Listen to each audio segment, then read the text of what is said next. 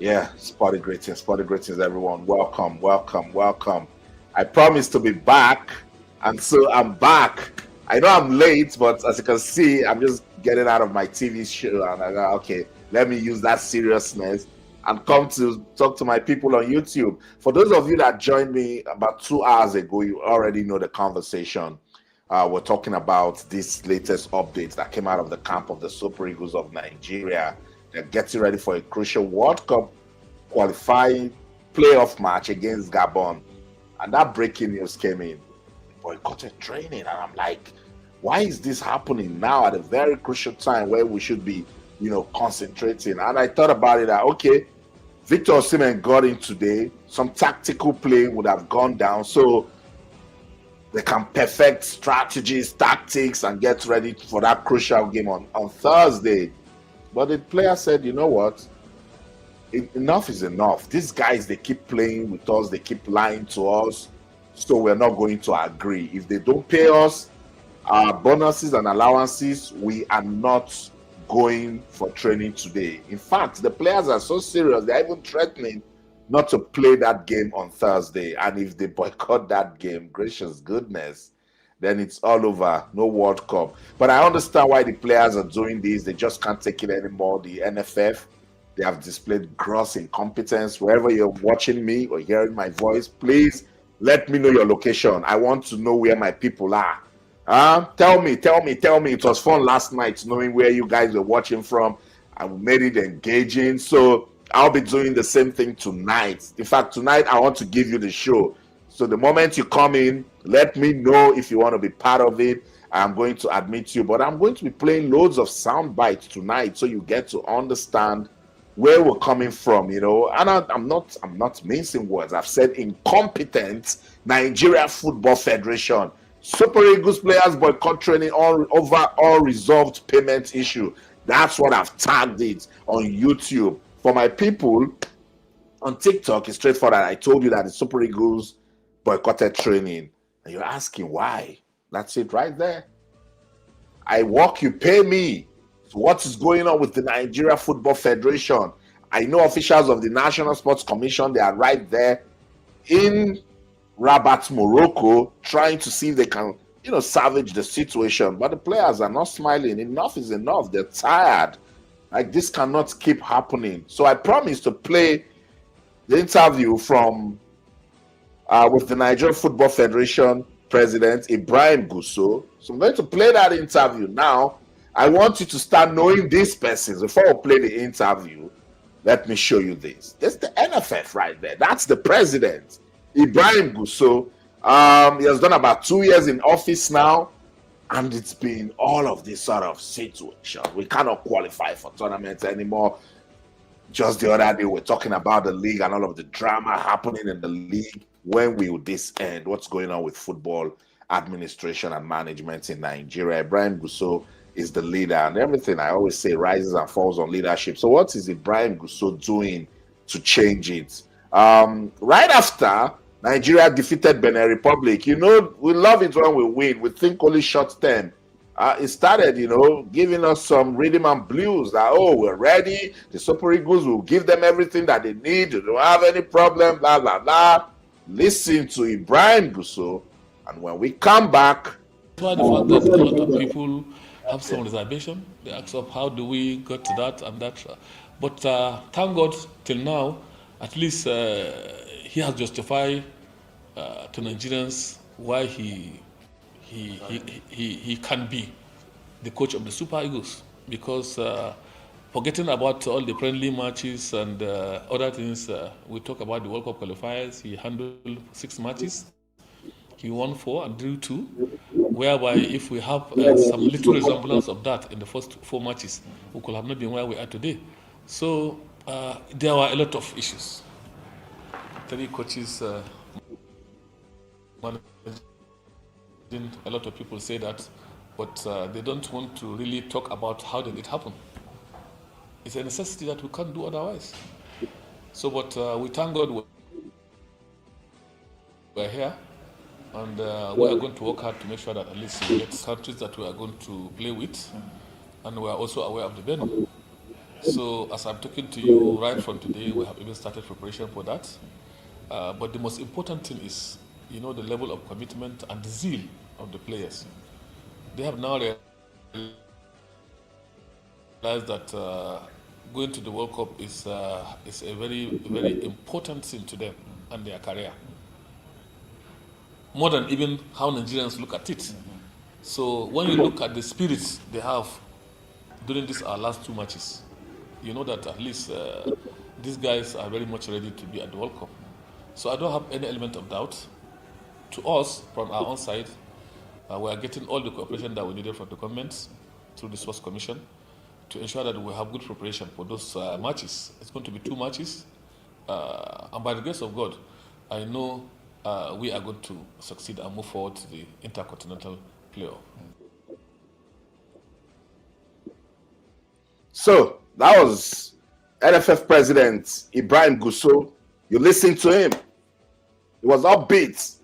Said the National Sports Commission, they are doing their bits. They are getting the support that they need from the government, so they are ready. He was so sure. And he mentioned it just 2 matches, And that's why I just can't understand. It's been so difficult to explain why the Nigeria Football Federation, why are they doing this? I've been speaking to my sources, and they said, look, the government did their bit. They have over ₦1 billion to execute these playoffs. Someone quickly do that mathematics in dollars. Over ₦1 billion. Thank you so much. Thank you so much to everyone joining. I appreciate the love. Thank you. Tell me where you're joining from. I want to know. Tell me your location as you're popping. I just want to know where you're joining from, so we can do this together. And please walk with me. Don't forget, as you get into the live stream, don't forget to subscribe to the YouTube channel, and also please like. Let's push it. Let's get the algorithm busy. It's very, very important. So I see loads of updates online, but I'm sticking with what I know from my sources right in the Nigeria Football Federation, the Super Eagles, and of course the National Sports Commission. So there's tension right there in the camp of the Super Eagles.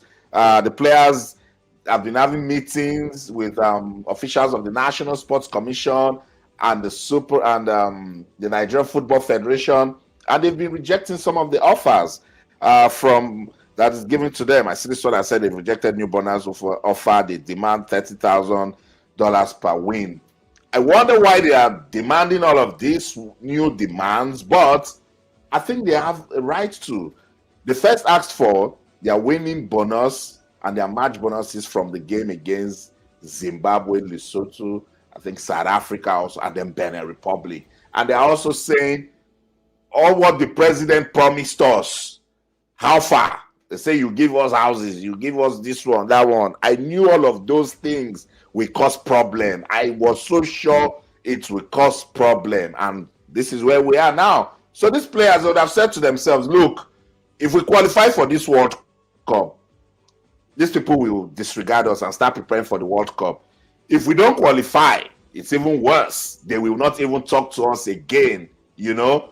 So they have to just say to themselves, let's worry these guys, you know. They might even go and do some training somewhere to just feel good, but they just want to put some, you know, pressure on the Nigeria Football Federation. And it's about time they do that, because we know the NFF, you know, they display gross incompetence whenever they want to. And that's why I am standing with the players over this one. If you know me, most times I knock the players and look, forget about what's going on, just go out there and play your football. Thank you so much, Ogechukwu, Osio Yelude, for those updates. If you have any new update, please let me know. I will have a look at it. But the players have said, look, with your new offers, we do not want it. Just give us what you owe us first, and let's move from there. But we know the NFF and all of these talks, okay? So thanks so much, Abdul Salam Sulaiman. About 690, let's round it up to 696,000 US dollars to execute these playoffs, just 2 matches. So what I would do is I'll say, okay, let me use about $200,000 to sort players' welfare. I know I'm owing these players. I've not paid them for what they did the last 3 matches of the qualifying series. Just so you warm them up, you know, so you bring them closer, let them understand if there's a situation, explain, communicate.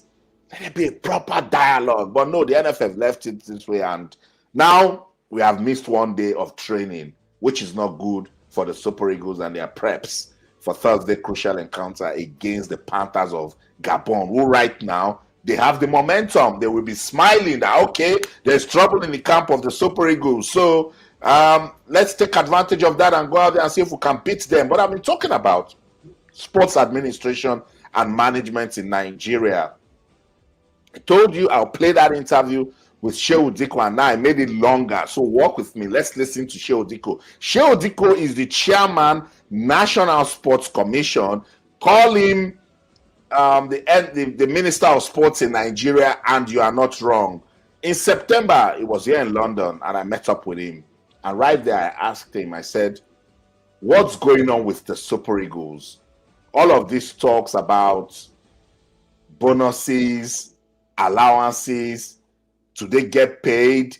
Are they being owed? And Shehu Diko said, no, it's not a problem. Everything is sorted, you know. We don't have all of those issues. The players don't even play for money. They really just want to go to the World Cup and all of that. And I was like, really?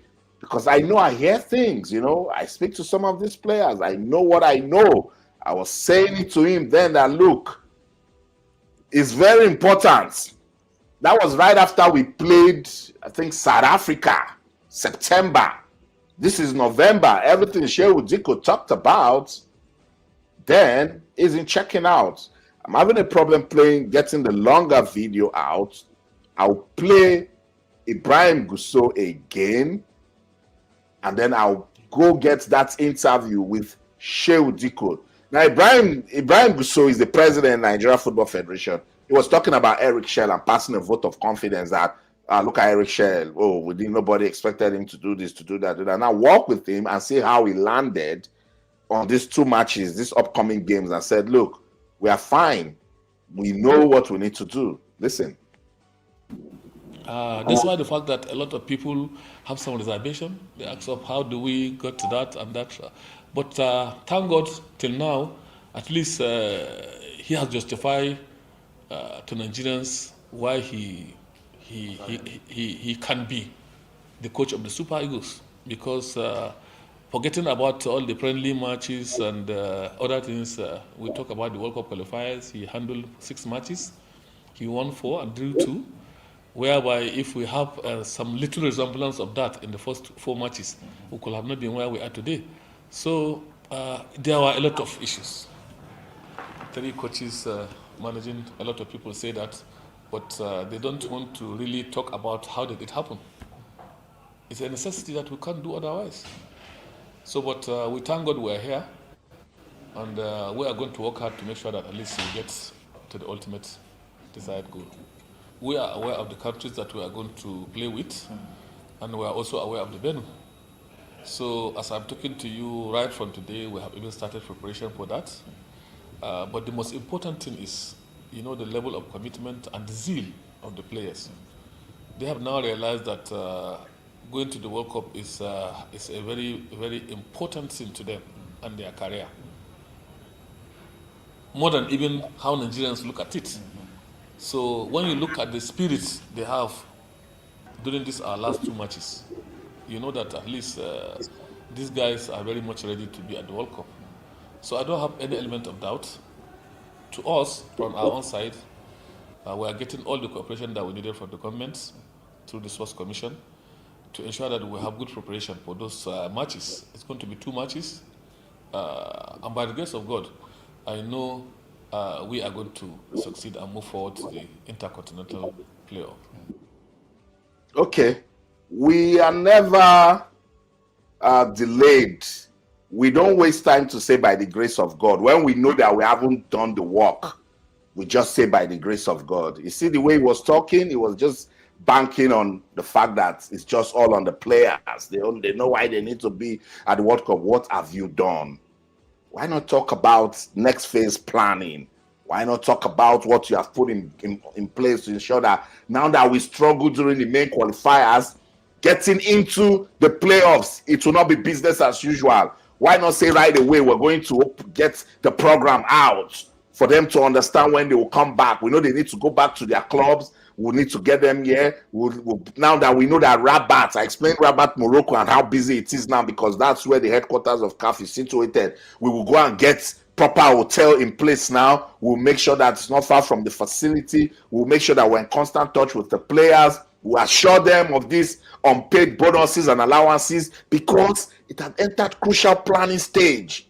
But no, by the grace of God, inshallah, we will make it. We'll be at the World Cup. Look at it today. That's the latest update. Super Eagles players and officials saying, nope, we're not training today. Give us our monies. And now they are putting offers on the table. They are saying they don't want $30,000 for a win. We don't want. Because the players know what they know. They're asking questions.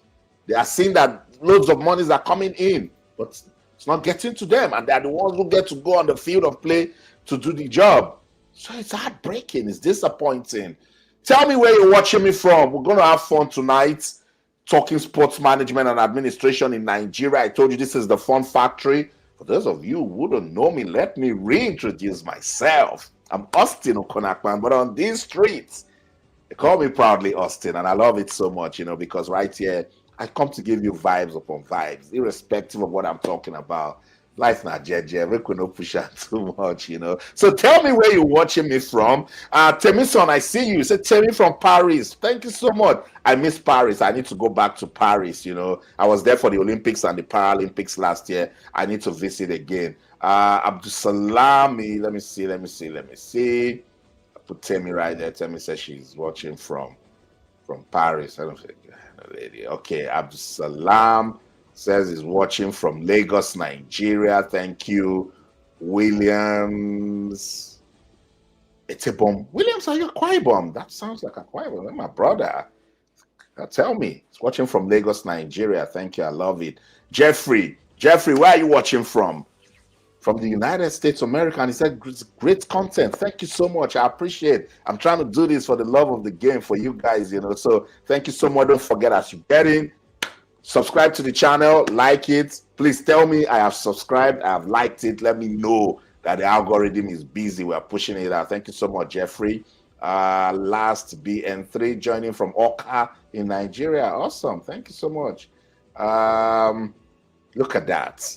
Bikini Plaza from Thailand. If you're looking for a wife, go talk to Bikini Plaza. Thank you so much. All the way from Thailand. I told you guys last night that I'm international, baby. Toby Lover is watching me from the United Kingdom. Where in the UK are you? You might be my neighbor. We never know.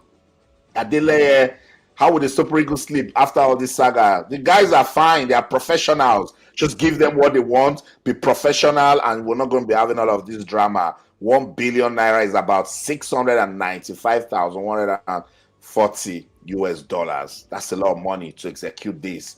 And we're hearing all of these stories.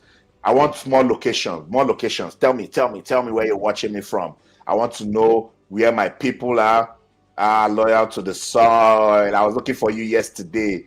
Big fan, and he supports me so much. Guys, don't forget to like the video and subscribe to the channel. You see, that's love right there. Watching from Austin, Austin, Texas.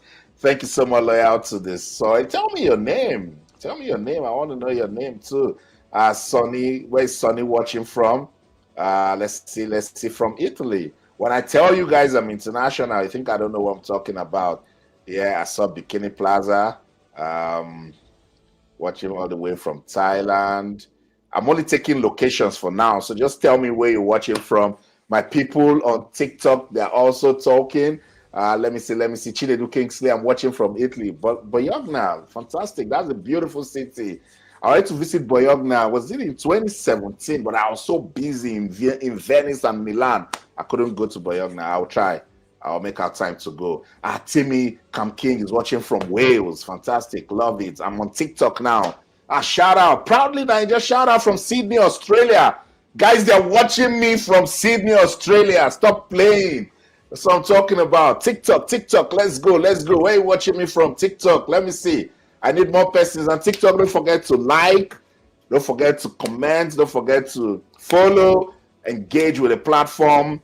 I know. I need to find a way to link TikTok into this thing that I'm doing. It's very, very important. I'll find a way to fix it. And so my TikTok guys can feel me. Gosh, he's watching me from Copenhagen. Don't stop playing. SA is watching me from Canada on TikTok. Let's go. Sunday Obama is watching from Germany. Let's talk about nation building. How can we change Nigeria's sports, particularly our football that brings us together? That's what I want to do tonight. Jugsy, help me pronounce. Where is that? Warwickshire in the United Kingdom. I like it so much. Thank you so much. TikTok. Let's go. TikTok people, get the page busy. It's blinking now because it's not busy. Let's put out the likes on TikTok. I want more locations on TikTok. Where are you watching me from? On TikTok. Where are you watching me from? Thank you so much. Thank you for the likes. I see you, Jugsy. TikTok people, get in here. Where are you watching me from? I see Germany again. I see Italy. Thank you. Briggs from Lagos, Nigeria. Lasgidi in the building. Thank you.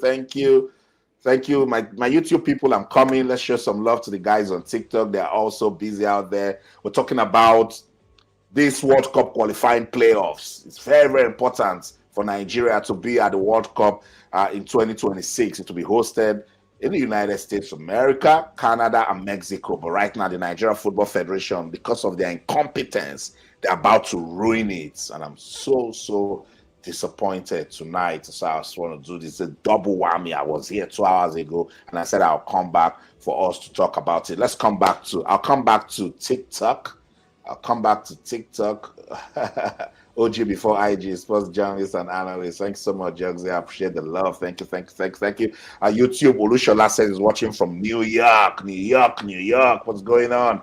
Let's see. Isaac is watching from Toronto in Canada. Love it. Charles, thank you so much for coming back, saying hi, Austin. I see you. Jeffrey says I've subscribed and like. I want more location on YouTube. Chooks is watching from Oklahoma. That's it. Charles is watching from Houston, Texas, in the United States of America. I see my Yankee people in the building. Charles Maxi is Ken from Atlanta. Welcome to Atlanta, where we don't play. I see you. Wale Silva is watching from, is that Biggles Wade in the United Kingdom? Let's go. I like it. I like the energy. Let's keep the energy. We're going to do something beautiful tonight. We'll let the NFF know that they cannot mess with our football. That's what I want to do tonight. Sunday is watching right here in the United Kingdom. Oluwafemi is watching from Melbourne, Australia. Thank you so much. What time is it in Australia? I think it should be morning or afternoon. Theophilus is watching from Atlanta in the United States of America. Charles, I see you. Look at that. Bola Kelvin from Togo. Togo in the building. I like it. I love it. Thank you. Aderonke Adebayo is watching from, and it's so heartwarming to see a lady. Thank you. I think it's only Ogechukwu that I see on my live stream, but Aderonke, stay with us. Good to have you around. She's watching live from Dorchester in the United Kingdom. Lovely. I see love everywhere. Taiwo, where are you watching from? From Dublin. Augustine, this 2 news with me, don't worry. Nigeria, we'll find a way. Wuru to the answer. We'll find a way, don't worry. Keep the faith. Victor, watching from London. Charles, Austin, I want to get involved with Remo Stars by getting some football equipment, please. How do I contact Shoname? Charles, send me an email, AustinOKON-AKPAN@yahoo.com. I'll drop it for you. AustinOKON-AKPAN, all my names @yahoo.com. Email me. I'll link you up with Shoname, okay? At yahoo.com. Yep, that's it. I've dropped it. That's a good one. Let's support our own. Who else? Who is here? What do you mean? What do you mean, Ayuba? Watching from Sambisa Forest? Okay, as long as you are showing love to the platform. Thank you so much. Kola Yusuf. Kola is watching from Bristol in the United Kingdom. Emmanuel. Do you know the legendary Ohehe? Are you from that family? Okay, watching from the United Kingdom. One location. We need them in America. Nigeria is the giants, okay? But they need to take care of business back home first. Otherwise, they will not be in any America. Femi, I got that Melbourne, Australia. Who else is in the building? Kingsley. Austin, the smooth football prof. Greetings from Munich in Germany. Fantastic. I love it. Tokpa is watching from MD. That's Maryland in the United States of America. I miss the DMV. Tokpa, I need to visit again. I always rock with the DMV whenever I'm around. Let's see who else is here. Ooh, I can't pronounce the name, but from something city in South Africa. Thank you so much for joining South Africa. I love my South Africa people so much, irrespective of what some people think. Tosin is in New York City. Who else? Let's see. Iroha is watching from Germany. Thank you, Iroha. You're always showing love to the platform. I appreciate the love. So, guys, I think that's about it. The last one for YouTube. This is, look at that, from Perth, Western Australia. Someone is watching. I appreciate the love. All my people from Australia, my people in Germany, my people in Italy, my people right here in the United Kingdom, my Nigeria folks. Thank you so much for joining. What's the updates? Let me tell you what's up. First, the number of players in camp since the players have started arriving, and then that this stuff, what's going on with the systems, trying to kill the vibe, but no, we're not going to agree. I think it's slow, but it's coming up. So that's the list of the Super Eagles players in camp. We're waiting for Victor Osimhen as of this morning, and Victor Osimhen joined. So say, okay, 23 players in camp now. Only Maduka Okoye we're expecting. I should get in tonight. Before I end this live stream, I'll check for the updates if he has arrived.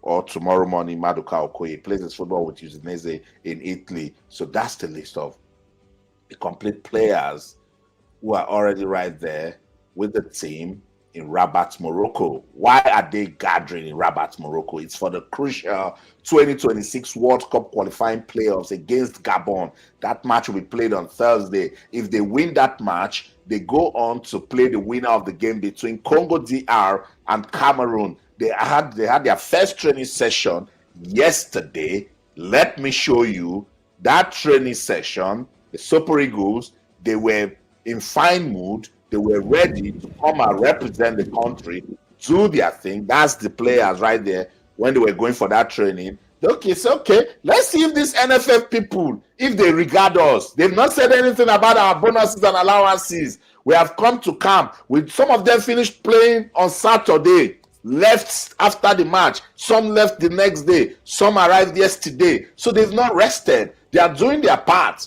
but leadership seems to be messing them up. So this is the first training session that the team had yesterday. So today, they said, we're not going to train. We're not going to do it. These guys, they're messing with us. This must stop. It's not just the Super Eagles players, officials, the backroom staff, also, all of them, they said, no, we're not going to take it. This Nigeria Football Federation, they are messing with us. They are playing with us. So we must prove a point to them. We must show them. We must let them know that we know our rights and they cannot keep messing with us. And they have a right too.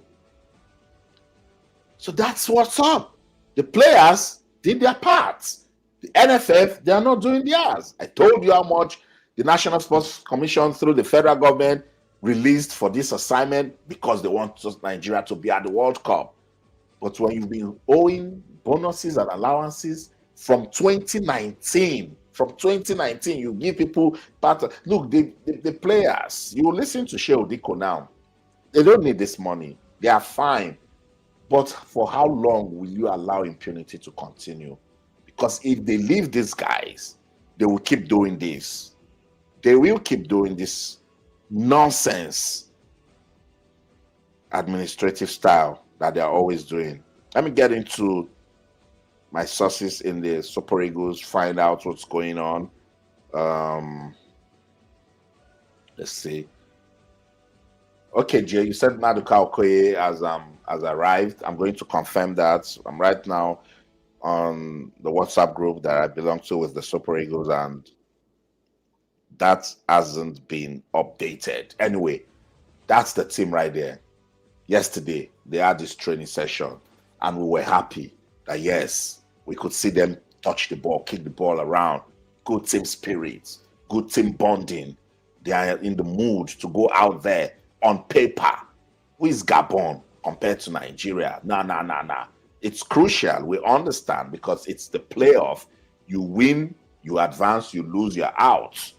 But on a good day, side by side, I'll show you the head-to-head. What is Gabon? So Nigeria, it's just leadership that has been the problem for us. And we're saying with what has happened now, if Nigeria don't qualify for the World Cup, NFF must go.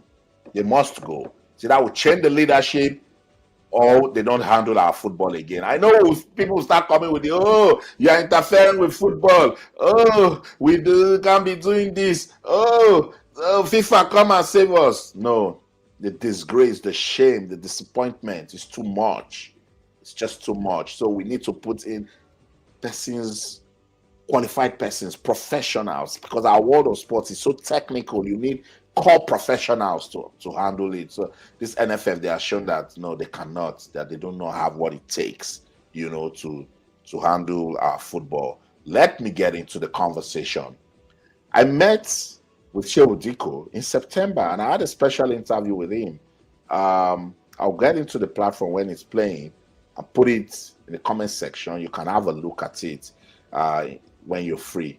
But I want to play that interview and you be the judge. I saw it coming in September.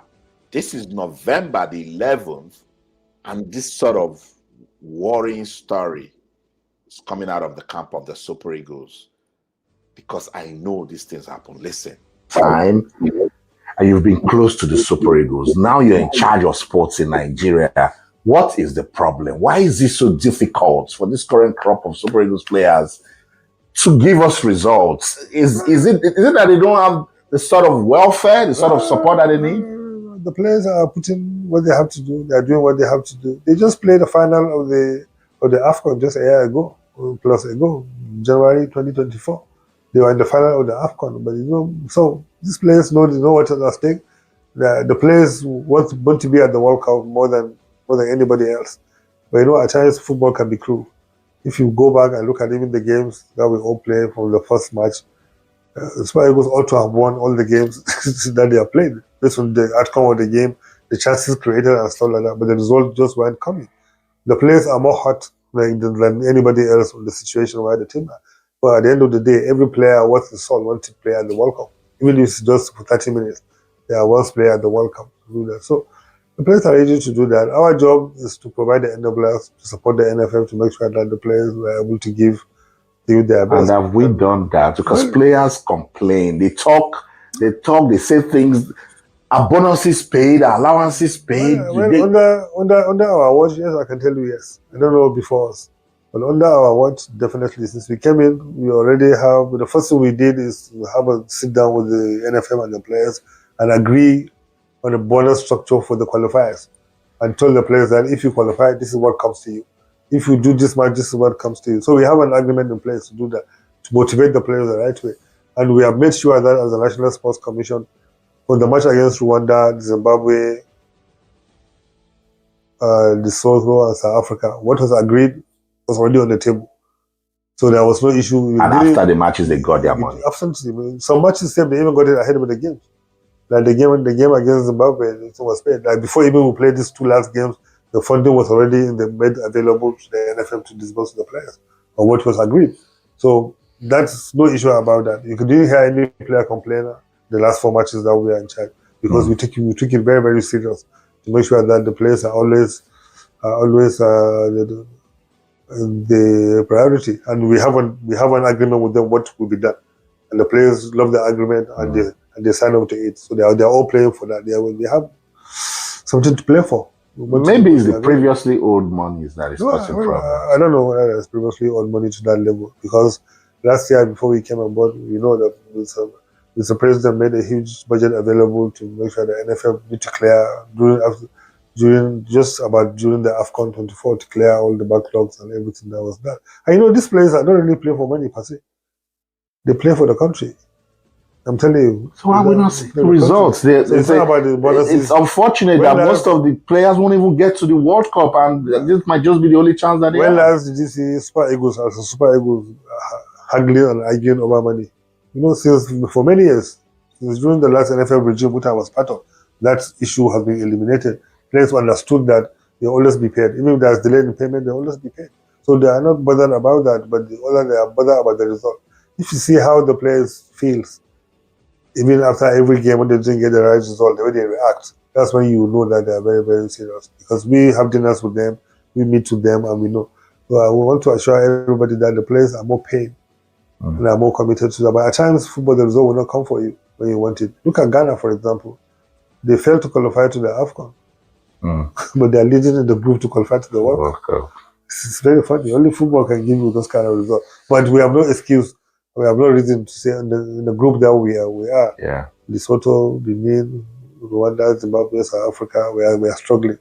I don't think we should have done that. If we have been very, very intentional and deliberate, the initial first 4 matches, the way now we are putting our eyes on the ball, along with the NFF, I think things would have been different.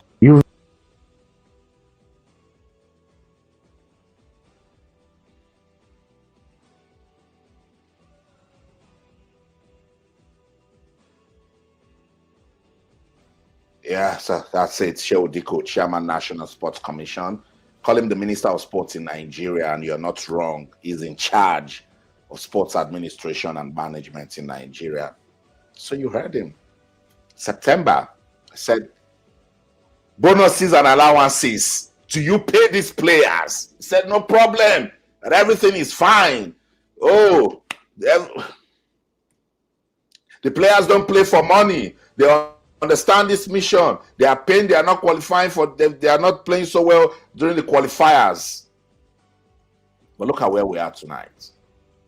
Look at where we are tonight. This is sad, but it is what it is. We're suffering because of the incompetence of the Nigeria Football Federation. Sort of leadership that we have in the NFF is poor, shameful, is abysmal. It's terrible leadership. And Ibrahim Bousso is the president, and he has to find a way to get the country out of this, or you leave. It's as simple as that. If you can't, you just leave. It's not anybody's birthright. How long are we going to suffer? If you come out and say, oh, we inherited this problem, it has always been there, nobody should blame us. No, you're wasting your time. You come into a job, if it's going to be difficult for you, You find time to stabilize 1 year, 2 years, you give us a proper plan, and then you start working slowly but surely. But when you're bereft of ideas, when you do not know what to do, as simple as taking care of bonuses and allowances, what if there's a major crisis in the team? How are we going to do? It's sad. I'm trying to get my guys who are in Rabat, Morocco, to join, so we can have a conversation. Let me just find out what's going on. But this really got my head all over the place. I know some of you want to join. Just wait, just wait. I'll bring you in. What's going on with my guys on TikTok? Thank you so much for the love. I see you guys are also busy. Thank you so much for the likes. Thanks for the follow. Please, if you join, particularly on YouTube, don't forget to subscribe and like the channel. You know, let's find a way. Let's be part of nation building. I know somebody will say, oh, there's nothing we can do. No, we can sit together, like-minded people, and brainstorm and find a way to let these people know that we own our football, we own sports in Nigeria, because it's a big industry that we are messing with, you know. And if we do not show them that we want to take what belongs to us, these guys, we keep doing what they are doing. We need to hold them accountable, particularly now that the presidency, they are involved. They've given us the National Sports Commission. Let us be sure that they know that we want it to go the way that we want it to go. And that's why tonight I'm not looking at Uche's face. I'm coming out to say it the way it is. That you guys are incompetent, you do not know anything. If God has given us a second chance to qualify, to have a go at qualifying for the World Cup, this isn't how we should be treating it. It's sad. It's so sad. That's the update. Nothing new from my side, but I'm still monitoring it. There are loads of updates online, but if you know me and my style of journalism, I don't jump on what everybody's talking out there. I speak, you know, with my sources, and I attribute and make sure that it is the right thing. So as long as I cannot verify most of the things that are going on out there now, particularly with social media, where everybody's seeking to be looking for engagement and all of that. No, yeah. Give me a minute.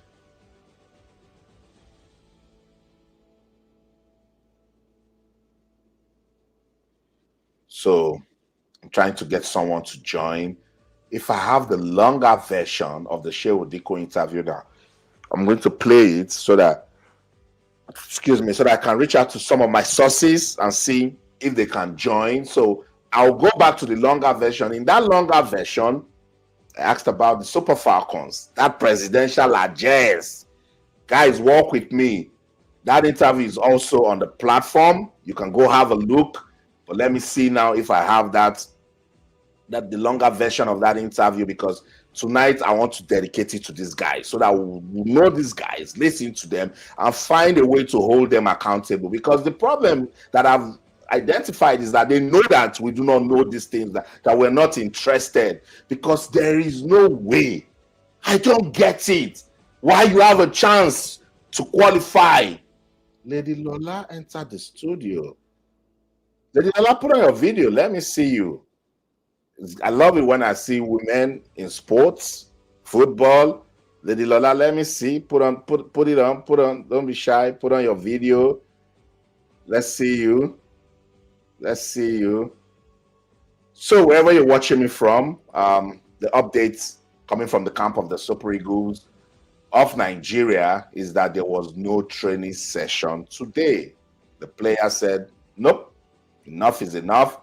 These guys are playing with us. If they do not change and start doing things the right way, we are going to take them out. And they are not joking.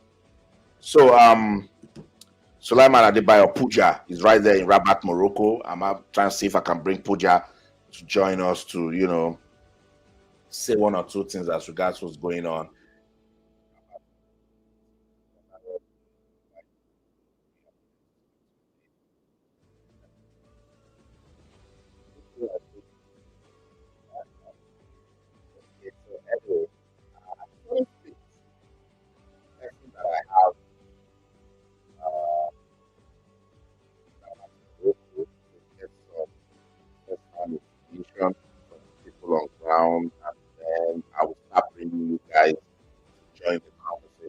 gotta wait for Puja to join you. And some of you are saying that you don't have to pay to join. I have shared the link to the live stream just in case you want to join us. Just click on the link and click on the I will look at you, show you you're properly in a well lit environment and the phone with the landscape. Okay. And then I'm going to have that conversation with you. I'm just trying to copy this out. See if I can send to these guys to join. Stay with me. Stay with me. Don't forget, if you're coming to this live stream, please subscribe and like. Please subscribe and like. This is a fun factory. We're just trying to see how we can be part of the nation building. The campaign. They also do very well for Super Eagles. Okay, let me explain. I explained it the live stream. Let me do it again. What happened with that hotel? So again, this is not in any way trying to, speak for the Nigeria Football Federation. They have their mess up. And it's just too much. But the headquarters of CAF is in Rabat, Morocco. And Rabat is a very busy city now because serious sports tourism is happening in Rabat, Morocco. CAF now wanting to make everything look easy for them, decide to host this playoff in Rabat. And the city is jam-packed. So much activity going on. We are very close to the administrative arm of the Super Eagles. They were searching for hotels for like 3 weeks, telling you, and they ended up with this one, right? They wanted to go to Casablanca. Casablanca to Rabat by road is an hour 30 minutes. It's an hour 20 minutes. They sat down at the meeting, the captain, William Peter, and said, no, the players won't like it. They won't put us in Casablanca.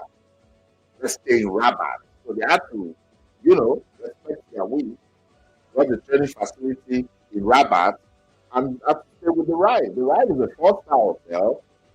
So that was all they had, So if they had said, okay, let's go to Casablanca, people will still complain. Some of the players will do social media video when they are tired and sleeping in the bus and say punishment and all of that. We will start talking again. So they decide to stay closer, just so they won't have problems accessing the training facilities, which I think is not a bad idea. Okay, that's what happened. Cameroon, for instance, couldn't get a hotel in Rabat. They're in Casablanca. So it's a big situation right there, So some of these things, when they come on social media, because I know we just want to knock the NFF because they messed up too much. I do not blame anybody that is going at them because time and time again they have shown that give them any small opportunity, they will misbehave. So when people come for them, it's even difficult to support them. But with my training, I'm just out there to bring verified conversations. And that's what I'm doing with this one. Okay? I'm supporting them for their rubbish because this time around, they really messed up. Yeah. So, what do you guys think we can do? What can we do? How can we turn sport, football around in Nigeria, particularly leadership? It's a big, big problem. And now I hear, that the presidency is saying sport has got about the fourth largest budget, and you need to start seeing working. So with all the money that is spent, the list that we should be talking about is the Super Eagles qualifying for the biggest football tournament in the world. Olympic sport, the biggest World Cup. You have 7 teams, 10 teams from Africa. And you're telling me we're not going to have the Super Eagles? It's shameful. It's shameful. It's difficult to comprehend what's going on, and it's all on leadership. I still want to play that long interview. So walk with me, particularly if you listen to the first 4 minutes of what Sheldiko talked about. He will repeat himself again. I just want us to get into that part where I asked him sincerely, I said to him, that this is no joke. Bonuses and allowances. Are these players well taken care of? Are we going to have problems? They could say no, that we're doing just fine. Where we are now. What can we do? For me, I'll keep asking questions. Me will keep profiling in situation to see if these guys will actually take it. But I know that how they think, same old thing. But we just hope that this time around it will be for the good of sports in Nigeria. I want to go back to that conversation. I think I have to fight for now. Then I'll try to get myself we are back to Morocco. Come give us updates and then I'll speak to you guys. So start getting ready. Put your thoughts together. We're going to do it together tonight.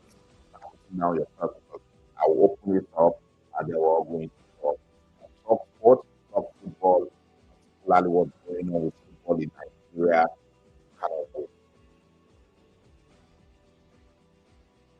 Have they received all of the bonuses from the WAFCON and the AfroBasket Championship?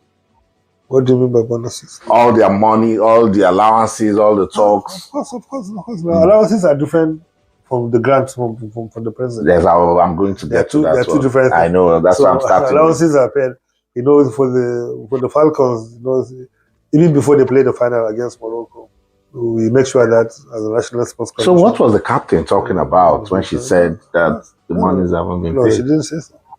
I can show you her message there. People do that. No, she was being interviewed by Chude and she said they haven't received any money. No, that is not correct. Very, very incorrect. I can show you her message. There were monies.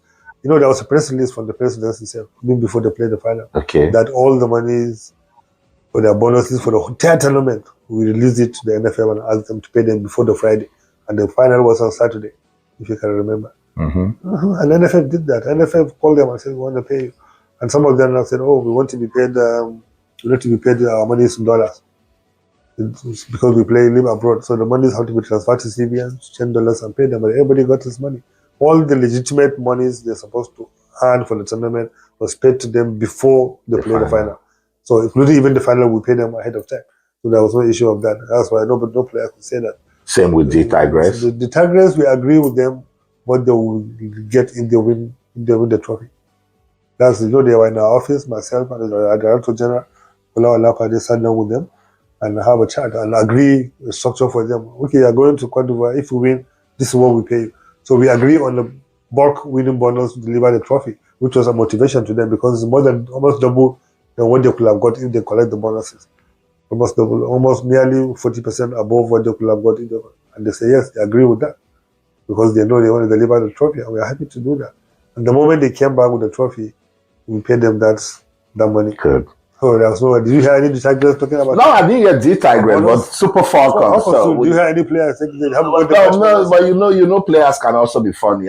With this clarification now. No, let me tell you. Some of the players, because of family issues and pressure, they don't want to be saying they had money in public. How many players did you see to come and say, we have been paid? Not even the Tigers, even before. It's one day I will be paid, they talk about it. Yeah. But once they are paid, so people will come to them. Because there are pressures everywhere. People are waiting for them. Even the captain said so. Even the captain in that interview said, look, already they have bills. They had bills maybe 10 times than the money they are expecting because family and friends and everybody looking for bills. So you leave it at that. I don't, even myself, I don't like talking about bonuses and everything because I want to make sure that we pay it at the right time. And we Sounds good. Even our team that went to Athletics Championship just now, they got their money as they're there. Okay, all right, good. And the presidential largesse? Yeah, of course. That one is a gratis from the president at his own discretion. The president didn't come to say, I will give you $100,000 equivalent in Naira tomorrow. Right? He said, I've awarded this to you, awarded house to you, awarded national honors to you. Everybody is happy.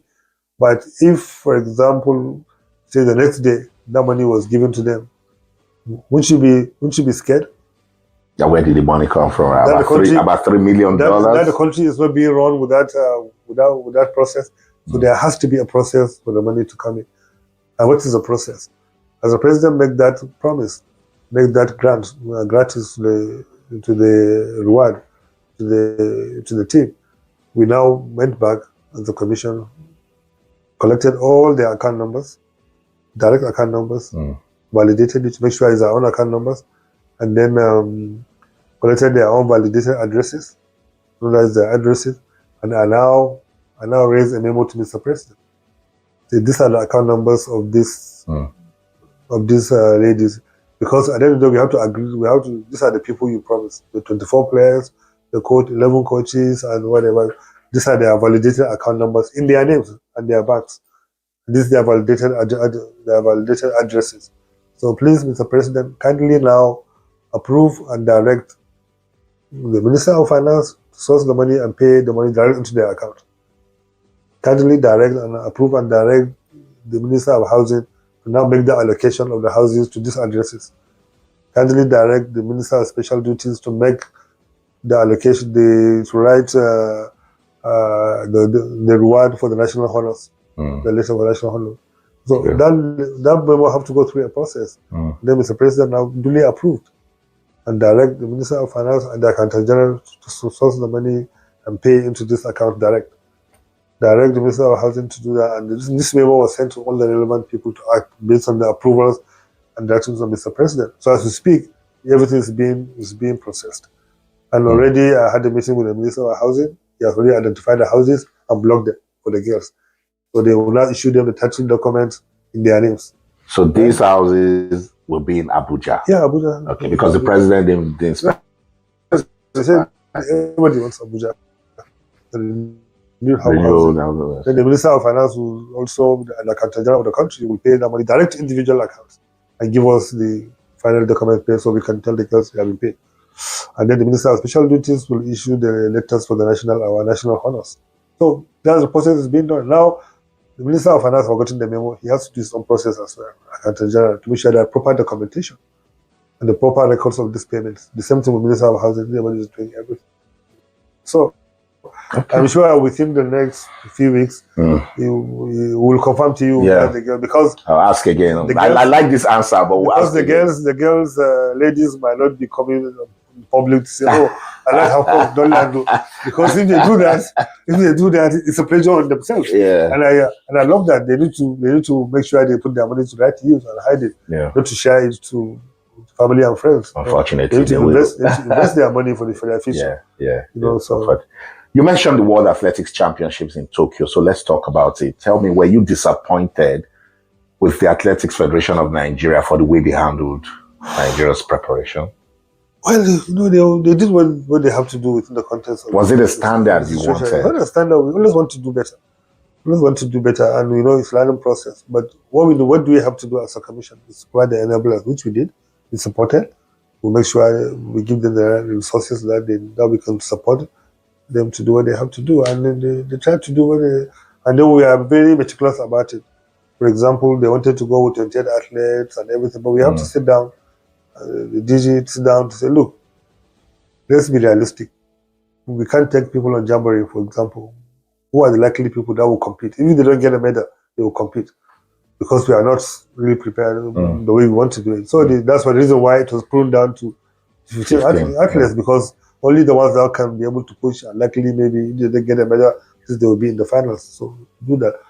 And so at the end of the day, that was it. And this issue of the kids and everything. What did the AFN tell you about the kids? It's not really what people are thinking. I know what they were doing. Initially they had the Puma deal that was signed before. If you know the records of the problems with it, so that Puma deal have not been really activated the way it should. So they actually went with the Puma kits.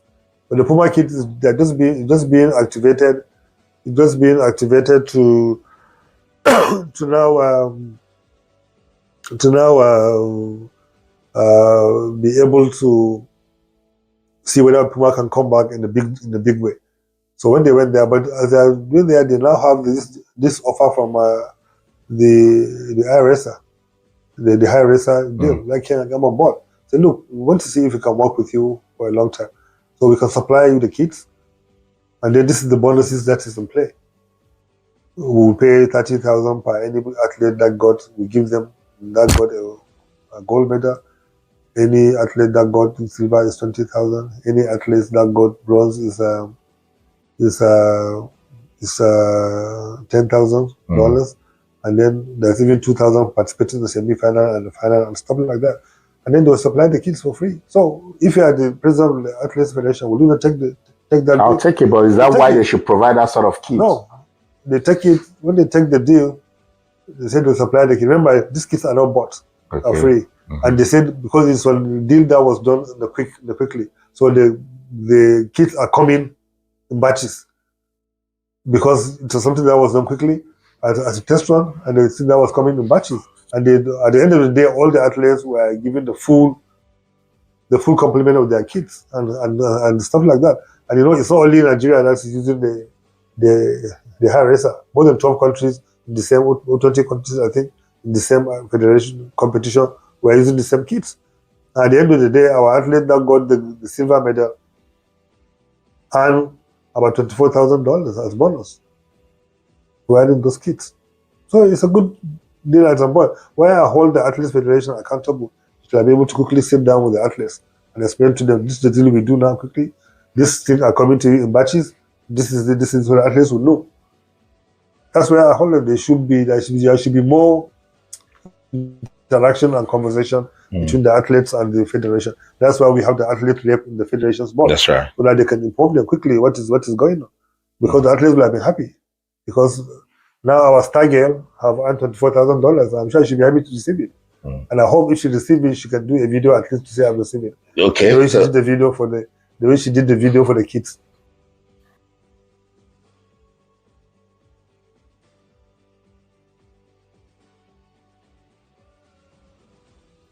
Okay, that was Shehu Diko, Chairman, National Sports Commission. I also needed to, get into that athletics issue, that kids issue that really got us talking during the World Athletics Championship. And I'll come back and get you guys to react to everything he talked about. But let me bring in Puja. Puja is right there in Rabat, Morocco, part of the guys that put out all of these conversations that really got us talking. Puja. Good to have you join us on the show tonight. Good to be good to be on the show. It has been a long day. I know. I can see it. I can see it in your eyes. You guys have been out, and I know you guys will be looking everywhere trying to get, the latest updates. Tell me what's going on. What's the latest? Well, there's so many, for us in Morocco, we've seen a lot of accusation, people coming on board and saying that, we are being paid, we are being used, blah, blah, blah. And I always say, what we are doing is just to release the news as soon as possible. The latest news, we just drop it, on scratch, and we just move on with it. The latest in camp is actually very, it's very simple. Number one, so the players are asking for their unpaid allowances, and these unpaid allowances even go back to even former players and old officials. So it's a backlog of outstanding that is, I think, that is lasting for over 1.5 years. So the players are asking for that amount to be paid. So again, we've heard several reports and back and forth about special package. So the special package is actually dropped on the table by the NFF to the players. And and the player asks good question from the NFF, what is the meaning of this package? Is it the package for this World Cup qualifiers, or the package for the outstanding that has not been paid? And then the team confirmed that it wasn't from them. They didn't ask for any special package. They were just asking for the unpaid salary and the unpaid allowances to be paid. And the player come out to say again that it's not about the allowances, because they can actually afford those allowances. That is small money to them. In reality too, it's a small money to them. But they're just fighting for injustice and for the new generation that will be coming on board. That the NFL have to be responsible, and if they make promises, they have to pay. And so the resolution now is very simple, which the players are demanding. They are not even talking about the playoff or the allowances from the playoff. Just clear the backlog of unpaid allowances, and we move on. It's as simple as that. So they should put the pen to paper, put it in, go to the accountant, go to the games, highlight the bonuses, and pay these players, and we move on. So that's what the players are asking for. They are not asking for too much. And the National Sports Commission have come out to say they paid all the allowances to NFF. So why are the NFF keeping the money, and now why are they not paying these players? So because since the Sports Commission came on board, they've actually paid, according to them, they paid all the allowances to the NFF. But the NFF, in one way or the other, are still holding on to so many allowances. So what the players are asking for is just straightforward. Pay the allowances for the current and the old players and officials, and we step on the pitch on Thursday and play against Gabon. Wow. So what's the special package? Are they dropping offers, monetary rewards, or what? I hear that the players are rejecting some of the offers that the NFF seem to be bringing. Okay, so the special offer is very simple. So the special offer is I think for the players, is for them to say maybe they are going to pay maybe 20% from the old allowances, or they are going to pay 30% from the old allowances, and they just drop a figure.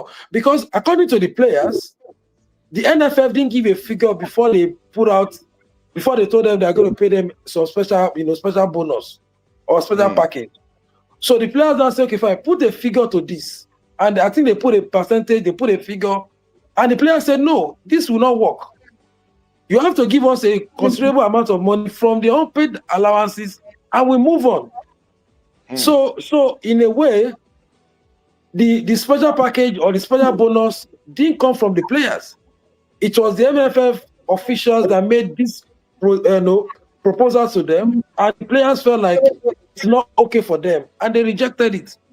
And they made a counter offer which the NFF have not agreed to. So it's in the middle. But what we know for sure is that the players are asking for unpaid allowances for over 2 years. Puja, my sources, they're telling me that this is so serious that the players can boycott the match on Thursday. Are you hearing that too? So it's very simple. So, talking about boycott or not playing the game is very simple. We've said it. We've said it on the platform. If they fail to agree on paying unpaid, see, the players are not even talking about the bonuses for these playoffs. They are asking for the unpaid allowances, and they are not even fighting for themselves.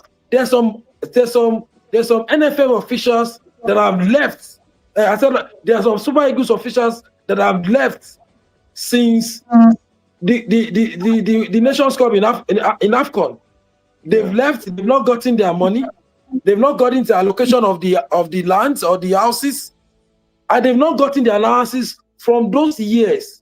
So they are fighting for the current and the past, Super Eagles players as well as officials. So what they're saying is they're not even fighting for the bonuses or the allowances for these playoffs. They are asking for. So if they fail to pay these unpaid allowances or find a resolution, maybe percentage-wise, or just come with a sort of agreement, they will not play the game on Thursday. It's as simple. Do this for me, I will go and do this. If you fail to do it, we are not going ahead to play the game. It's as simple as that. What's the update? Do we have the 24 players in camp now? We're expecting Maduka Okoye. Yeah. So the camp is full. So if they went for training day, that means we are only going to miss Okoye because Okoye came in the night. But if we have had a training today, we have all the players, including Victor Osimhen, in camp. So today was supposed to be a closed door training session for tactical. Yeah. No journalists, not open to journalists, because of course this is the first time you have all the players together in camp. But unfortunately, because of what is going on, most of these players, because The likes of Osimhen just joined the camp. He has not had a training. The likes of Okoya just joined the camp. He has not had any training. And we need this set of players to be in good shape before Thursday. So tomorrow now, 15 minutes is open to journalists as per match day -1 if we train. And there's no way they have that longer time to train. And you can't train as rigorous as ever, a game, a day to a game. So we are actually short when it comes to training. So hopefully it get resolved so that it's not resolved in the night and we just go to game against Thursday without having any training session with the group of players in camp. Puja, what you've seen, I know you've been to the hotel of the team, you've spoken to some of the players. What's their mentality? What's the mood? Do you think if they play this game on Thursday, they can beat Gabon?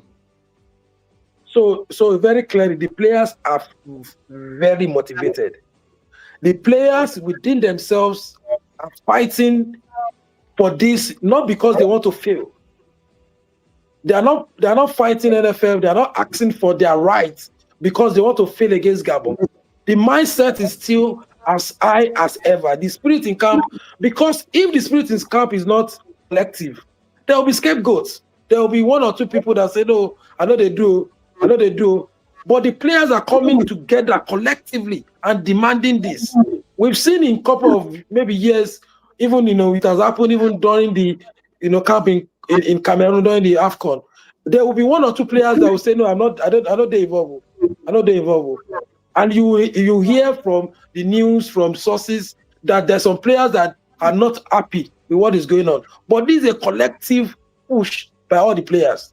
So if you want to take anybody as scapegoat, that means you have to disband the team. So the players are highly, highly motivated ahead of this game. But what they are asking for is that it has gone for too long. Yeah. These allowances have gone for over 1 year, and even the past officials are even crying and asking for their money. So this is a better time in their book, according to the players, to ask for their demand. But I must confess to you, the players are in high spirits, and if they have to play even Gabon without training, I think they are going to win that game. Because in a way too, they want to qualify for the World Cup. But while they are fighting to qualify for the World Cup, they are fighting the NFF to be responsible. That's it. That's what we want to join. Want to join in that fight. They must be responsible. Puja, let you go get some rest. I know it's been a long for you. But tell us, the Rive Hotel, you've been there. How does it look? Is it befitting? Is it good? So to be clear, I'm not holding brief for anybody for NFF or for National Sports Commission, but that hotel is not as bad as it's been portrayed. Yeah. You can say it's not 5-star, you can say it's not in the high end of maybe Rabat, but it's a very good hotel, very calm, we got to of course to the reception, and it was very good, very, very good. So I think what just happened is the location of the hotel is not, like I said, the location is different from the hotel itself, but the hotel itself is very good. You can argue that it's not in a very touch area, like the banana island of this world, but the quality of the hotel is not bad for the national team. Puja, I want to really let you go. Thank you so much for your time. I appreciate you did with me on Channels TV. You are here again. Send me your invoice. Have I sent me your invoice? Thank you so much for your time. Yeah, thank you for having me, sir. Awesome. That's you guys call him Puja. Sulaiman Adebayo, top broadcast photojournalist, doing his thing right there, covering the Super Eagles in Rabat, Morocco. If Puja is top class, the next guy I want to bring is my guy. For those of you guys that love Arsenal, join me. Let's welcome Kelechi AFC. Mama, you the runner. Now you the runner. But now you don't have pass. Sorry, I don't like that. I don't retire, but because it's okay. This is very informal. Very informal. That's the whole point. Right, it's the fun factory. So You feel the waka up and down, they do the talk. We just want to engage with you. Thank you so much. Kelechi, what's going on? I saw your report. First thing first, we saw a bit of drama yesterday. Today, they decide to take us into the cinema proper. What's going on in Rabat? Well, obviously from yesterday, the whole hotel situation, which I helped clear up, and the moment I came today, I said, "Hey, Kelechi, the only one of the only journalists that has sense or something like that." I said, "You won't put me for a while longer." Leave her. He put it on his snap. I said, "I beg, I beg." I believe that as journalists and as media people, if you see a story, you seek clarity. That Yeah. it's a fact. And moreover, you saw something on somebody's page, you took it, posted it, did your own interpretation, and I said that's what the person meant. No, you're not in the person's mind. And you and Mm. I live, I mean, I'm sure you are well traveled. You go to hotels, you book a hotel, they tell you, do you want city view? Do you want the back view? Do you want the this view? You understand? And they're all different prices. This is, in fact, a lot of people that are well traveled, actually in my conversation saying it. So he was just showing his view from his window. That's Yeah. it. And then people misinterpreted it as something else. So we managed to clear that one. And then today, people are like, I was expecting this. I landed Rabat by 12, I'll be 1 o'clock. Checked into my hotel. In fact, I was in the market. That's how my colleague Kalista just called me. Here is the Apple boycott of sale. I'm like, what? From there, I heard. Because I always move with my kids, so everything was there. Bro, 6 minutes I was there. What did they have? What did they happen? I walked in, I saw the president seated, I greeted him, but it's not something I'll come and ask him what is the situation. The Next NFF thing, president. NFF yes, president. yes. Okay. Then Eric then walked out to meet the president, and I now greeted him and I said, "Happy birthday." That was it. Then I walked back in and I started having meetings. And then we started getting information and then confirmation because obviously we knew what was going on, but I needed confirmation from even if it's the media officer who we report to, to confirm it. And I said, yes, this is the situation. That's when you now saw my report. And ever since there have been conflicting reports about this one, bonuses. And me, my own modus operandi is that if I'm not sure of my source or anything, Mm. I don't go and report and stuff. So I was there till about 9 o'clock before I left because there was nothing coming out. In fact, I was there when the NFF president left. I don't know if he came back. But yeah, we are hoping for the best. What best can come out of this, Kelechi? We have just 3 days to perfect training, tactics, and strategies. We have lost one day now. Isn't this advantage Gabon? Yes, it is.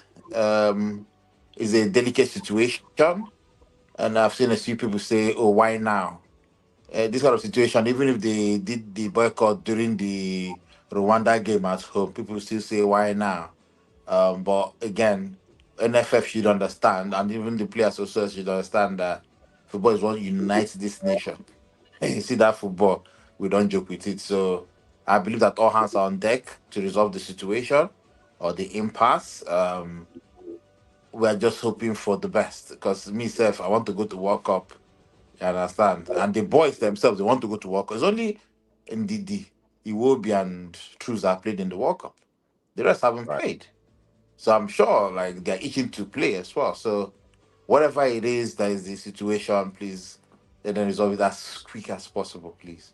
If His Excellency the President can step in at this point, uh, then why not? But where are you putting the blame?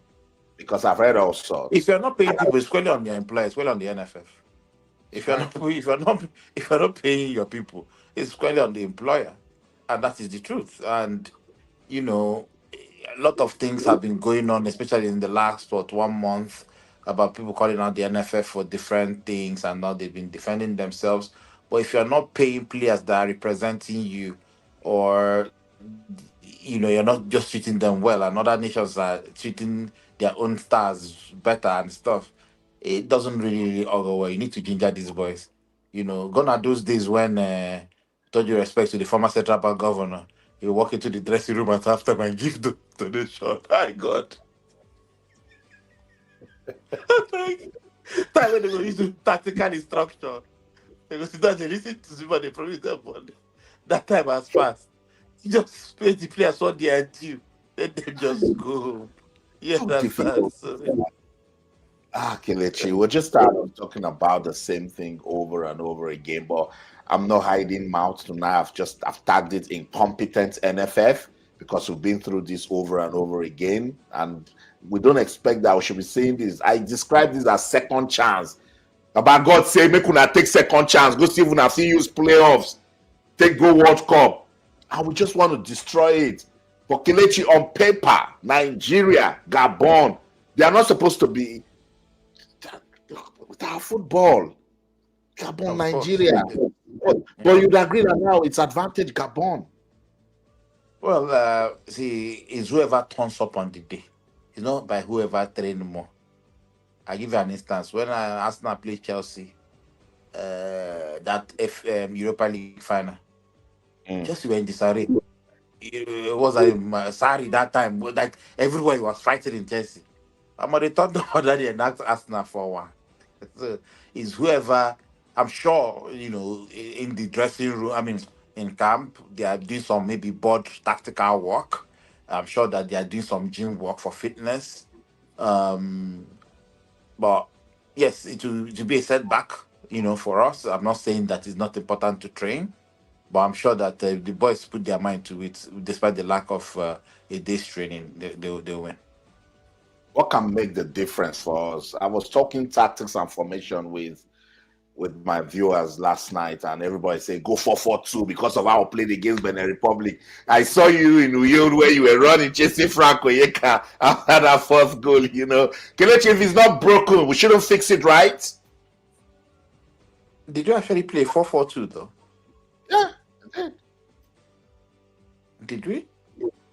Yep, absolutely. So who was striking with? Who was partnering with Simon up front?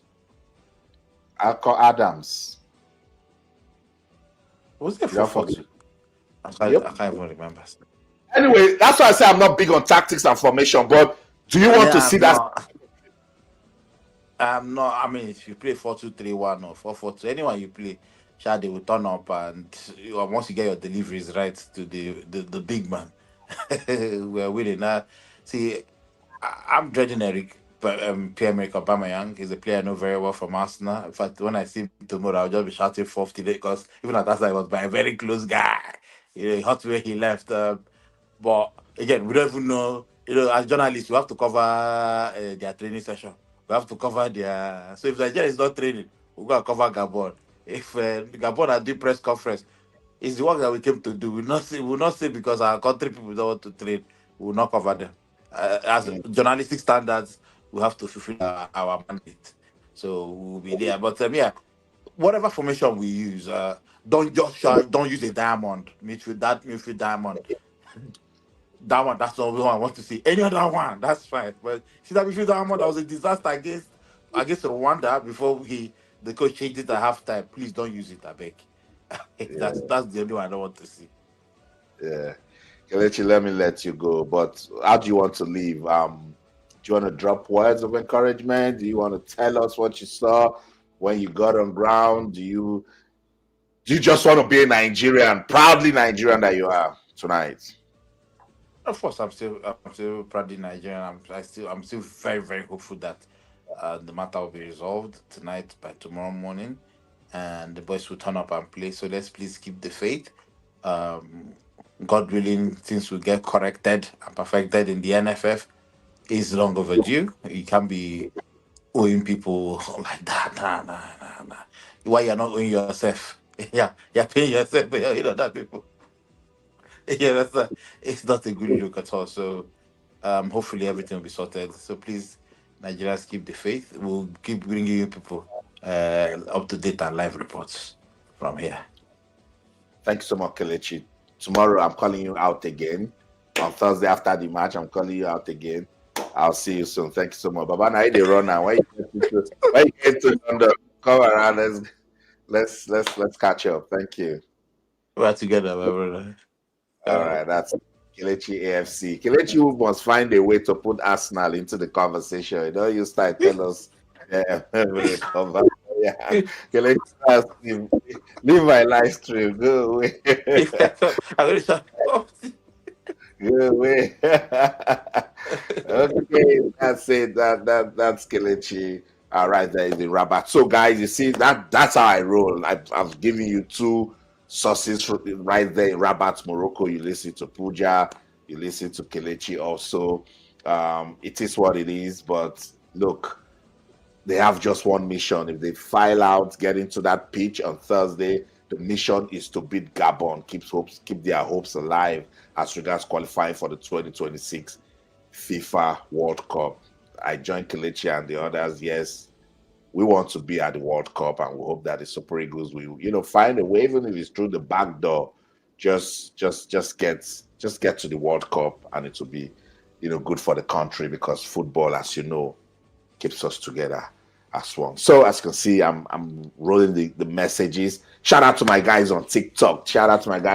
Let's see. Emperor, do you think we could convince Kayode to join the national team? Look, anybody can join the team. Anybody can play for the Super Eagles of Nigeria, as long as they have what it takes to represent the motherland. But what I'm saying is, you must be somebody who is patriotic, who is dedicated, who is committed to, understanding what it takes to play for the Super Eagles, the premium football team of Nigeria, and as I used to say, guys, as long as we depend on all of these guys who are abroad or born abroad, the Nigeria Football Federation, they'll continue swimming in their ocean of incompetence. They will not do anything to build back home. So we'll just keep relying on the structures and systems abroad.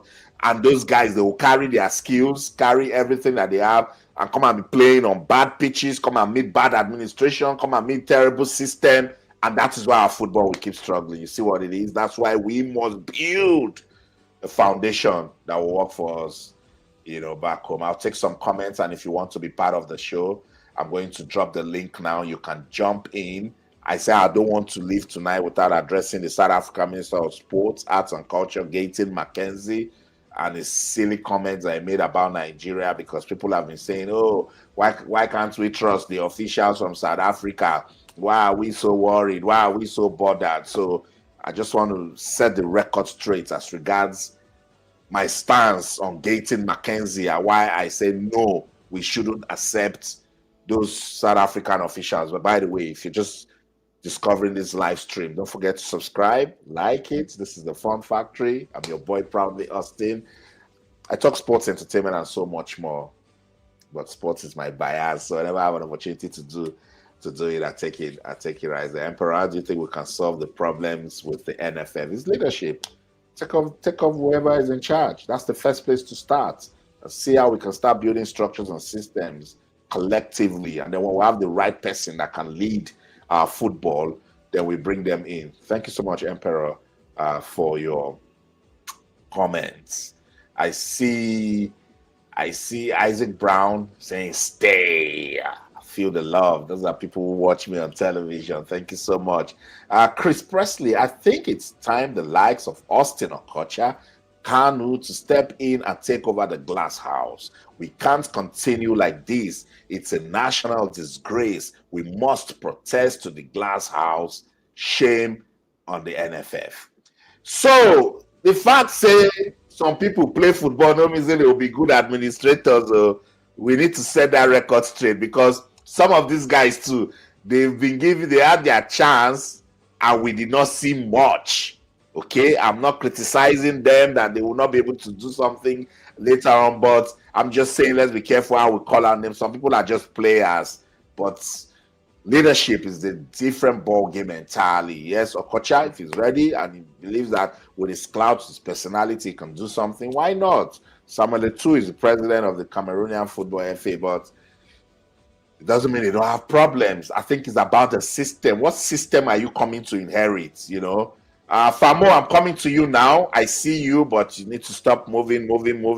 Stay one place. I'm coming to you now. Let's do that. Let's have that conversation. Send your invites. Get into the room. Let's talk about football administration and management in Nigeria. Famo of Melbourne Good to have you join us. Woo-hoo! What time is it in Melbourne? Thank you. This is 10:09 in the morning, 9 minutes after 10. Wow. You Yeah, guys this are is Wednesday. We're in another your one. future. We're in your future. I like that description. Yeah. We're in your future. It's just 11:09 p.m. in the United Kingdom. So Yeah. you're already starting a new day. Wow. Thank you for joining. I'm following the conversation. What's your take? I think it is shambolic. It is disgraceful. We keep coming this route again. It's sad the level of which we've gotten to in Nigeria, and I wouldn't even single out the NFF alone. It's all parts. Corruption is the bane to our development, and now that's begun to show in every aspect of our living, work, ethics, everything. I'm not surprised NFF is holding the player. I'm not really surprised. If the same NFF that he holds the dead, we have the likes of Kichi, legend, Shaibu, Amodu, all of these guys, Jericho, players are not even living. They are owing the dead. How much more they're living? So I think, I don't know how the government can step in. People keep saying that the government should not interfere with football, and even the government is failing on all ends. So I don't know. We just need a drastic change. Our football is almost gone now, and it's very shameful. We should pick lessons from Morocco, see what is happening, even Senegal. That's right. So that's my take. That's my take. I just hope the boys look at the other end too and play for their career, because every player wants to be at the World Cup. And they should just play for innocent Nigerians that see this as a bonding element. The country is in turmoil, and football is just one thing that binds us together. Yeah. We can't wait to see the Super Eagles at the World Cup. I hope we just put this through. Yeah. You can tell that they are tired. I mean, we can all come out judge them. Oh, it's wrong timing. Why can't you just wait after the World Cup playoffs and all of that? And Austin, this is the best time they can do that. This is the best time, because the whole nation, over 250 million attention is on them. So this is the best time they can push for their arguments that you guys need to pay us this before we do this. And I know the presidency and everybody in government is in this. We have corrupt men in power. So when you have corrupt people in power, this you should be surprised having this result. They are owing the dead, the people that are dead. They are owing them. How much more they living? They don't care. These guys don't care. That's my take. Let me leave the floor for other people to come in. Thank you so much for your time on it. And make sure, please subscribe to the channel and get. No worries, I'll do that now. Thank you. Bye. Yeah, right. So that's it. No time is right. Just do the right things, and everybody will be fine. So, let's just. I'm tired of saying pray. I'm tired of saying hope. Just someday they will do the right things. I agree, and that's Ayobami right there. He's tired also. When will all this stop, for God's sake? When will it stop? Odimogu, Chidima, this is so bad. Yes, it is disgraceful. J. Ambrose, Austin, in my opinion, Super Eagles qualify or not, the administration must leave. Politicians need to leave our football administration. These people do not care about our football. I agree 100%. Okay, Mute Precious. They are, as a man, shameless individuals occupying public offices. This is what it is. Please, you can drop a link for people to join your live and share their opinions. Sir Jay, I have dropped the link. I'll do it again just in case you want to come on. I'll gladly have you share your opinion. Let me drop the link again. I did before. Maybe you missed it. So that's the link for whoever wants to join on TikTok. If you want to join, you can pop into Facebook Isaac Brown on Facebook. On Facebook, I can't bring you up on TikTok because I couldn't link it. But if you can, I said Facebook on YouTube, if you can join the live conversation on YouTube, I'll definitely bring you on. So I've shared the link again, Jay Ambrose. If you still want to come on, I'm waiting. Iroa Gusso and his gang must go. How did he get there in the first place? We simply cannot carry on like this. NFF is in need of an urgent need of a total overhaul. I agree. But there's no truth in their mouths. We're not going to let them do also Juro again. Ayodele, please resolve the issue for the sake of average Nigerians. This is the only thing that makes us happy. I wonder if they don't know that. Okubanjo, good evening, Mr. Austin. Good evening. Where are you watching from? Let me know your location and don't forget to subscribe and like the channel. Lamba, real chinny, serious Lamba. But we'll see. Top 10 globally. Austin, you're welcome to Canada to come watch Esther Okoronkwo. I had a star on my TV show 2 weeks ago. I'm planning for a good time. I know they are doing their playoff. She's on fire. She got a hat trick, I think, yesterday. I want to bring her on this platform to come talk to us. When she's ready, I think that's the one I'll publicize so you guys can join, come see, watch and listen to Esther Okoronkwo. You can also ask her questions. You know, she's a top class footballer, superstar Esther Okoronkwo. Yeah, back to the matter, Austin. What if this is a strategy by the team to remove stress on them about the match? Why did they not say it since? It's not strategy, my brother. There's no right time to say. They don't check and say these guys they can mess them up just in case anything goes wrong and they don't qualify. So they say no, let's do it now. Ask for our money. They are even giving them $30,000 for a win. They say they don't want. So there must be something that they know that is making them hold the NFF to ransom. We'll see how they will resolve this.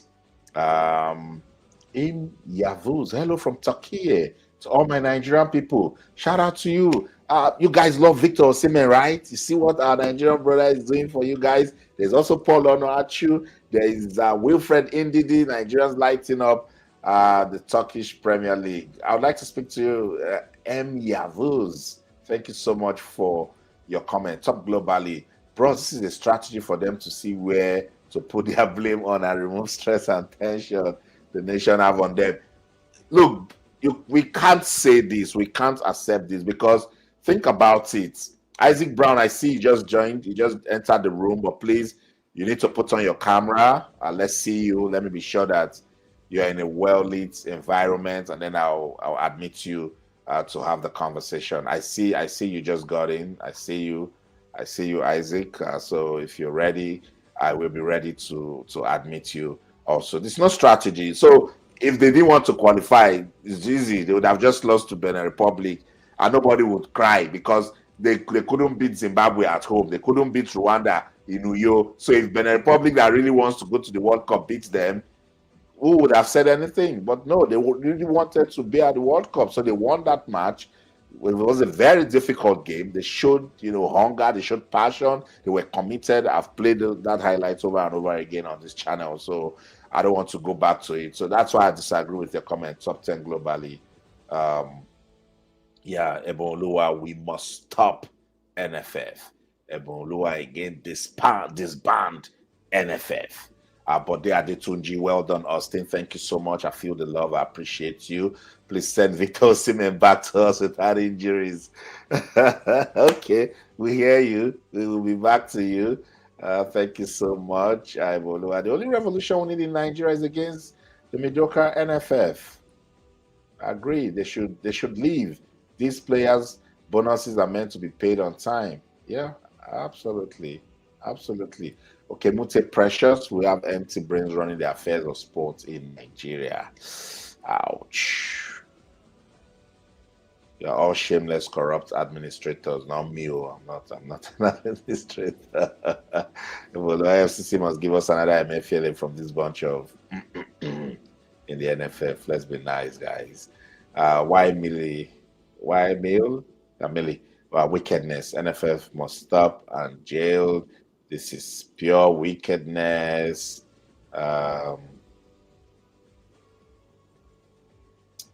Okay, some of you guys are just replying to yourselves. I see there's some sort of back and forth going on in the comments section. I like it. Let's keep it going. Let's keep engaging. Thank you so much, guys, for engaging with the platform. Let's keep it going. Don't forget to subscribe and like when you get in. I'm just monitoring it on my device to be sure that you guys are active. Isaac Brown, I'm not gonna bring you on if I don't see you. I need to see you, bro. I see you've entered the room, but you're not putting on your camera. I need to know who I'm talking to. Isaac Brown, 10, 9, 8, 7, 6, 5, 4, 3, 2, 1. Goodbye, bro. When you're ready to come back, I'll bring you. You need to put on your video.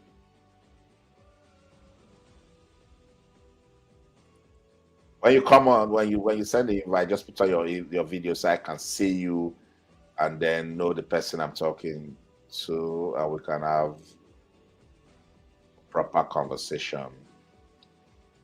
Yeah, we cannot hear you loudly. Can you guys hear me now? Can you hear me? Cannot hear you loudly and steadily. The voice is fading. Can you hear me now? Hello. I think that was at 10:26, or maybe that was a long time ago. Yeah, just going through. So check your audio. Can you confirm, guys? Can you hear me? Can you hear me properly? Hello. My name is Austin. I'm Austin. Hello. Can someone just please confirm if you can hear me properly? TikTok, can you hear me? Yes, TikTok can hear me. Thank you so much, Helen Stay. Thank you. I appreciate you for joining. TikTok people, don't forget to like the live stream. Just keep the page busy. I'm sorry you cannot, join, but I'm glad you guys are staying with me and doing it the way we're doing it. Thank you so much. We cannot hear you loud and said, okay, the voice is fading. It should be back now. YouTube people, can you hear me? My YouTube guys, don't sleep on me now. Can you hear me? Hello. Thank you. We can hear you. Thank you, Junior. I appreciate you. Thanks for coming through. So let's get into it. Please, what is Eguavoin doing in the glass house? Eguavoin is the technical director, Charles. Eguavoin can only work when the system is working. He's doing what he can do at the moment, so it's difficult. We are not in there, but we need a technical director, and Eguavoin is the technical director. And with all that I know, he has come in handy. When the NFF does their nonsense, send coaches away, it is Eguavoin that we use to fill in the gaps, So there's something he's actually, doing. But as regards the efficiency that I know you want to see, I know that, yeah. Hello, Ruth Kadiri. Thank you so much for your comment. Ruth, do you please want to come join this conversation? I'd like to speak to you. Please say yes. Say yes. The yes have it. I'll send you an invite now. Please join the conversation. Thank you for your comments. Let me see. Austin, I hope we will not bungle our lifelines qualify for the World Cup. It is appalling. NFF is disgraceful to Lex Nelson. Yeah, unfortunately. Abe Sidoff, this is the best comment tonight. Your channel is the best. Thank you so much, Abe. I appreciate you. Thank you, Abe, for appreciating me. I appreciate your appreciation right back. Okay. Let me take this one. Prince, we need to change all the people. There are Nigerians working in high places in sports industries all over the world. We need people who knows the in and out of these things. Look, I've said it over and over again. It's about the system. It's about the country. So even if we bring the best managers in the world and they come to work in a terrible system or where there are no proper structures, it's going to struggle. So we need to start all over again. Scatter everything and start again. Why were we winning back in the day? We were giving proper attention to grassroots sports development. The academicals was so good. The principal's corps was so good. Nuga was good. Grassroots football was good. Community football was good. But now, we want the quick fix. Just go get players from abroad and let them come play for the national team. That's what is going on now with the Super Eagles. Shame. With Kadiri, thank you so much for your comment. I wish you could join. I blame NFF, I blame FIFA from shielding these local football associations from Nigerian prosecution, from government prosecution. Nothing will happen to NFF until their tenure is over. We're in trouble till then. Correct. I said it all. That we're just a country big on actions, action, no consequence. So people just get to do what they want to do, and because they know that Isaac Brown, you're clear here. CJ, I don't go sleep. Isaac, you came, and then you didn't put on your video. I want to see. You need to put on your camera. You're getting into the studio, but you're not putting on your camera. So I need to see you. I need to know who I'm speaking with. So Isaac, if you can put on your camera, I will gladly bring you up. I see you, but I can't put you on stage because I can't. Your camera isn't on.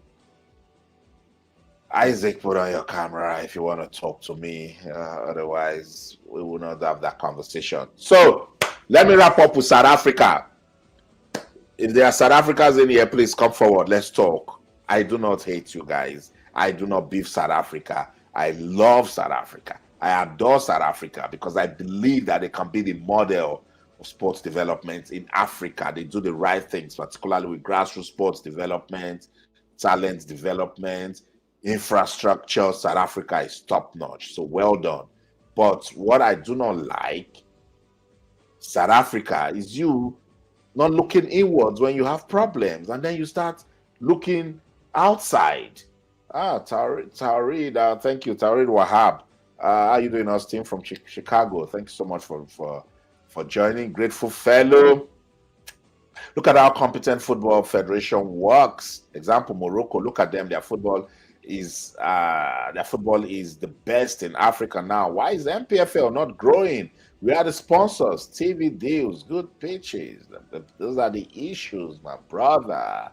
Those are the issues. Usually show Nigerian matches on your live.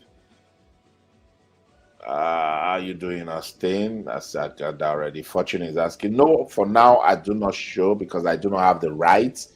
But I'm trying to see if I can talk to some clubs in Nigeria.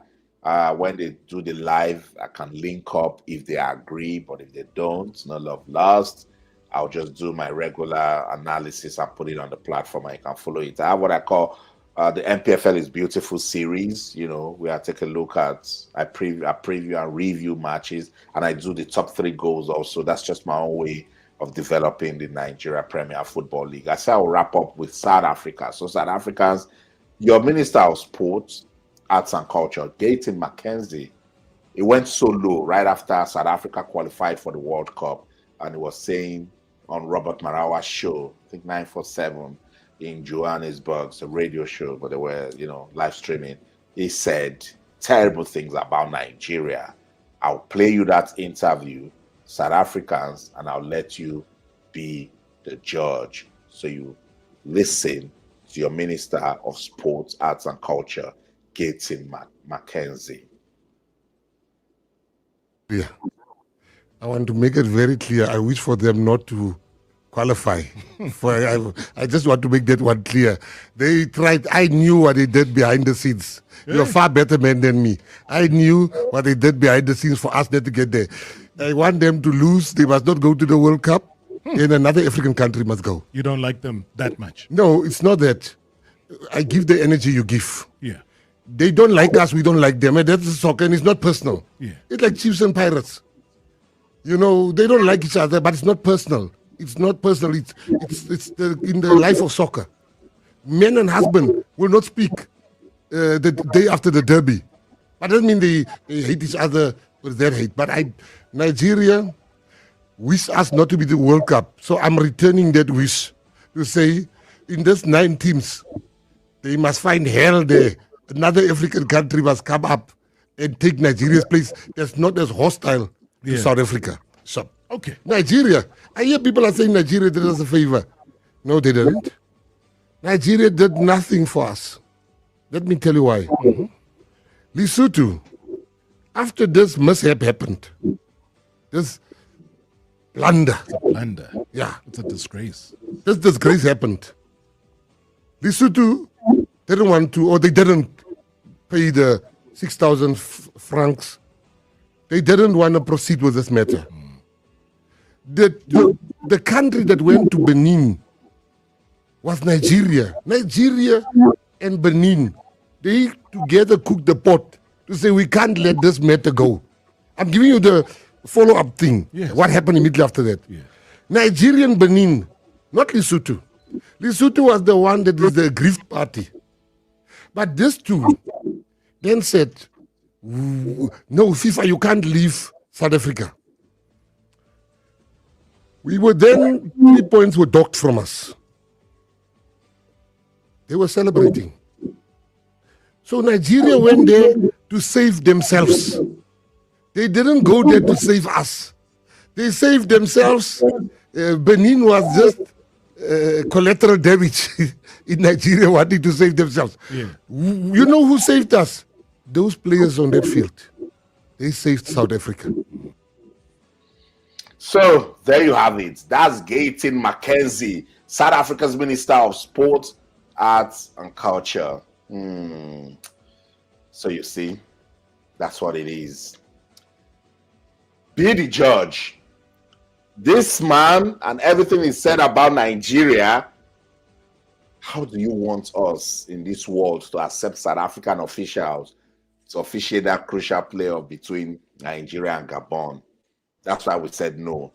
Because how can it sound that way? Guys, what do you think? Please, I want to read comments with what you just watched. Gayton Mackenzie.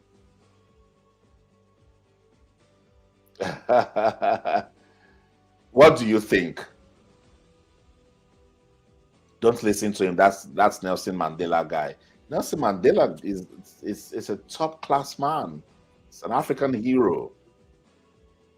Why would this guy just come out and speak that way? So unprofessional. So that's so terrible. That is why we say no. We do not want South African officials. No be beef, no be fights. South Africans, be truthful to yourselves. You listened to the man. After speaking that way about Nigeria, how can we agree to take South African officials to officiate? BJ, I don't think he's wrong. The rivalry is just real. Again, I get the officiating debate, and rightly so. Nigerians would not like the idea of SC officials for a crucial game. No, it did not. If he had stayed with just rivalry, it's okay. That's what the game is about. Man said he doesn't like Nigeria. He went on to say he's wishing terrible things for Nigeria as regards the playoffs. Now he tried to justify why. He said Nigeria wanted to sabotage. How? Nigeria was playing in Group C with South Africa. Nigeria also wanted to qualify for the World Cup. So what's Gayton Mackenzie talking about? Where was the sabotage? The man doesn't just like Nigeria, and he went out there to put hate. That's the problem. CAF and FIFA, they have not come out to say if they've changed the officials, but they only just say, oh, we are looking into it, we'll change it. Tomorrow is Wednesday, and no official reports here that they've changed it. And we have now said, okay, if you can't change it, let's swap. Give us officials that will officiate Congo DR and Cameroon. Swap it. We don't want South African officials. Now by force. And we have given the reasons. Yeah, of course, Jimmy. And people don't want to just accept this. It will have an influence for a top-ranking officer in South Africa, for South Africa to come out and speak the way he did. We shouldn't accept it. It's completely unacceptable. It's wrong in every way. So, guys, I've got to go. I don't want it to get to 2 minutes to 2 hours. Thank you so much for your time. I think this was fun. Again, I'll try to come back tomorrow because definitely there'll be updates tomorrow. I'll come on the live and we'll talk about it. Yeah, that's it. If you've got questions, don't forget, when this drops, let's interact with it. It will be so much fun. I will also be in the comment section. I'll be replying to comments and, getting us talking. Thank you so much for doing this with me. I'll see you around again. That's it.